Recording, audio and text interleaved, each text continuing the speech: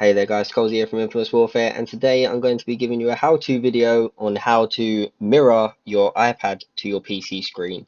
And this is fairly simple. It just requires one PC program called Reflector, and it can be obtained from this website here.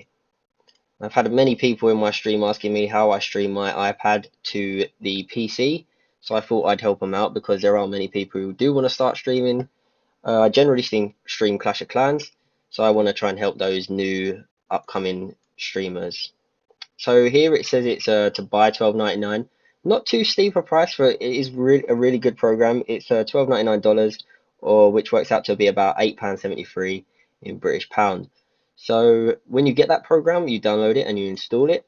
Now I will say that there are ways to get this program for free, but I don't encourage that kind of activity, so I'm not going to be explaining that or where you can go to look for that kind of stuff.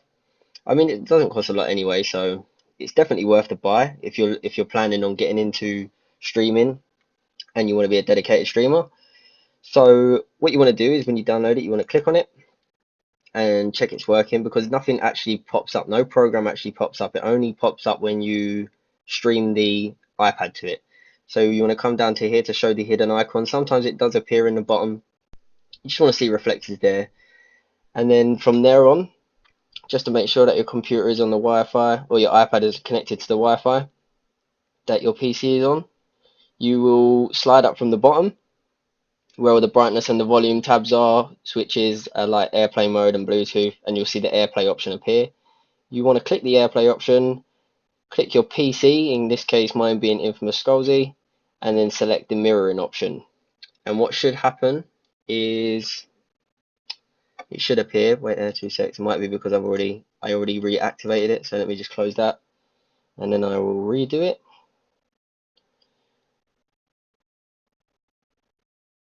Oh, didn't activate it. My bad.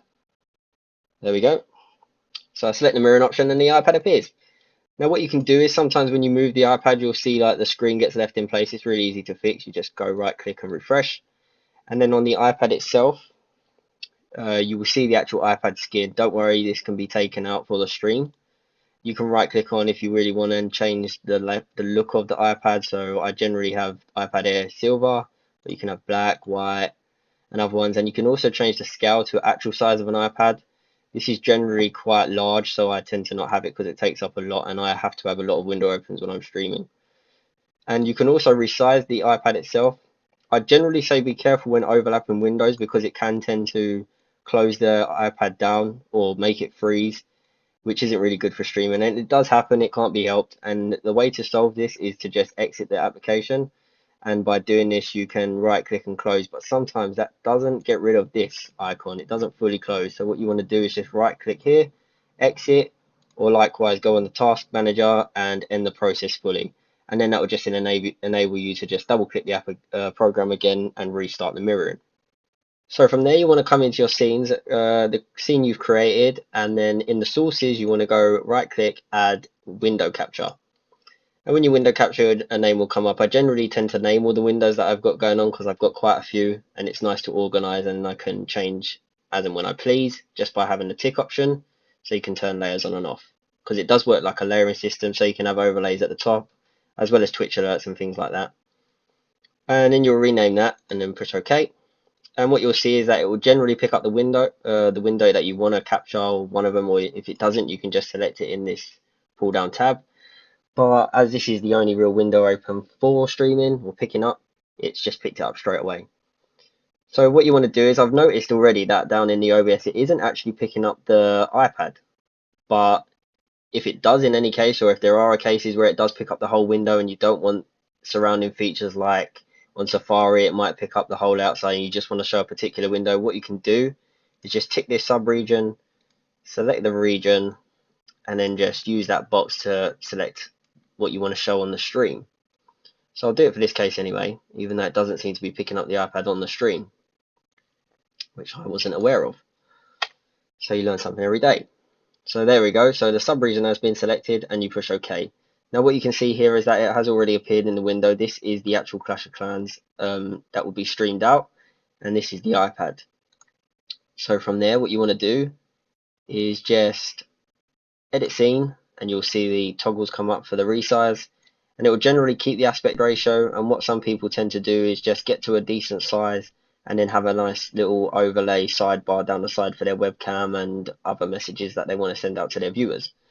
Now you can change this aspect ratio just by holding the shift button, and it will allow free scaling mode, but this generally distorts the screen and makes everything a bit stretched. So if you do get to this option, you can just right click and change the position in size to fit your screen, and that would sort of just give you a bite that's quite fat, so you might just want to, you could probably just stretch it out a tiny bit, and then that gives you a nice sort of area to get your sidebar in. So quite simple to do, guys. I mean, if you do have any troubles, feel free to just leave a comment down in the comment section and I will do my best to help you out. But keep an eye out for the next video, which will be how you can mirror your Android devices to your PC, and that option is actually free. So if anyone's got an Android device and you're looking to start streaming, by all means just come back and check. It takes one cable, which is your charging cable. I have a Sony Z3C, the compact, and it works with that. I'm not too sure if it works across all Android platforms, but I mean it's free, so it's worth a go if you do want to try and start streaming some games, as well as tablet gameplay, things like that. So it may work for tablets. All I know is for the moment it works on my Android device, and hopefully it would work for you guys. Like I say, it's free, so it's worth the shot. And if you have enjoyed this video, guys, please like and subscribe and tune in for more videos coming soon. But thanks very much. Goodbye.